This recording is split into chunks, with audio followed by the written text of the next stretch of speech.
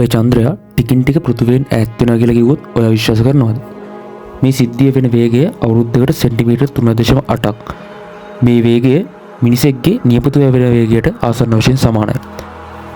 අපොලෝ 11 යානයෙන් සඳ මත පයදවපු ගගනගාමීන් විසින් සඳේ දර්පණයක් තියලා ආවා. ලේසර් ආලෝකයක් මේකට පෘථිවියේ ඉඳලා යොමු කරලා ඒ ආලෝකය පෘථිවියට නැවත ළඟා වෙන්න යන කාලය ඇසුරින් විද්‍යාඥයෝ සඳට තියෙන දුර ගණනය කළා.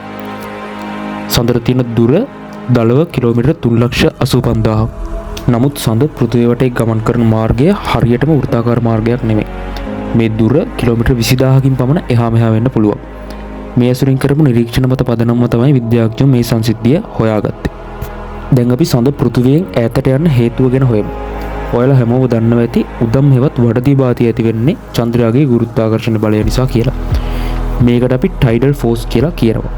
මේ ටයිඩල් ෆෝස් එක නිසා පෘථිවියේ සාගර ජලය චන්ද්‍රයා දිසට සහ පෘථිවියෙන් අනිත් පැත්තට, ඒ කියන්නේ චන්ද්‍රයාගෙන් අනිත් පැත්තට ඇදී යාමක් ඇති කරනවා. මේ සඳට අනිත් පැත්තට ඇදී යාම සිදුවන්නේ කේන්ද්‍රාපසාරී බලය නිසා. පෘථිවිය භ්‍රමණය වෙන විට මෙම බල්ජ් එක එහෙමත් නැත්නම් සාගර ජලයේ ඉදිමීම ඒත් එක්කම ගමන් කරන අතර ඒ සඳ දිසට යොමු වෙලා තියෙනවා. නමුත් මේ හරියටම සඳට එල්ල වී තියෙන්නේ නැහැ. ඒකට හේතුව පෘථිවිය භ්‍රමණය වීමත් සමග ඒ තරමක් ඉදිරියට ඇදගෙන යන එක.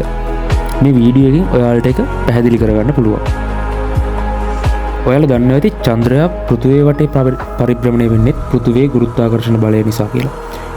මම මේ කලින් කිව්ව ටයිඩල් බල්ජ් එක ඉදිරියට ඇදී යාම නිසා සඳට අමතර බලයක් ලැබෙනවා. මේ අමතර බලය නිසා සඳේ වේගය වැඩිවීමක් වෙලා එය සඳේ කක්ෂයේ මදක් ඉවතට, ඒ කියන්නේ පෘථිවියෙන් ඉවතට තල්වීමක් සිදු වෙනවා. මෙන්න මේ හේතුව නිසා තමයි සඳ සහ පෘථිවිය අතර තියෙන දුර වැඩිවීමක් සිද්ධ වෙන්නේ. ඊළඟ ප්‍රශ්නේ තමයි මේ ඈත්වීම අපිට බලපානවද? ඔව් බලපානවා. නමුත් කෙටි කාලිනව නෙවෙයි, දීර්ඝ කාලිනව. මෙහිදී පෘථිවිය මගින් චන්ද්‍රයාගෙන් ගම්‍යතාවයේ වැඩි කිරීමක් සිදුවන නිසා පෘථිවියේ භ්‍රමණ වේගය අඩාල වීමක් සිදු වුණා. නමුත් මේ සැලකිය යුතු තරම් ප්‍රමාණයක් නෙවෙයි. කිලෝමීටර් 3,84,000කින් සෙන්ටිමීටර් 3.8ක් කියන්නේ 100%.000000001. නමුත් අවුරුදු මිලියන ගානකට පස්සේ මේ සිද්ධිය නිසා උදම් වලට බලපෑමක් ඇති වෙන්න පුළුවන්. ඒ වගේම අපිට පූර්ණ සූර්යග්‍රහණ බලා ගන්න බැරි වෙන්නත් පුළුවන්.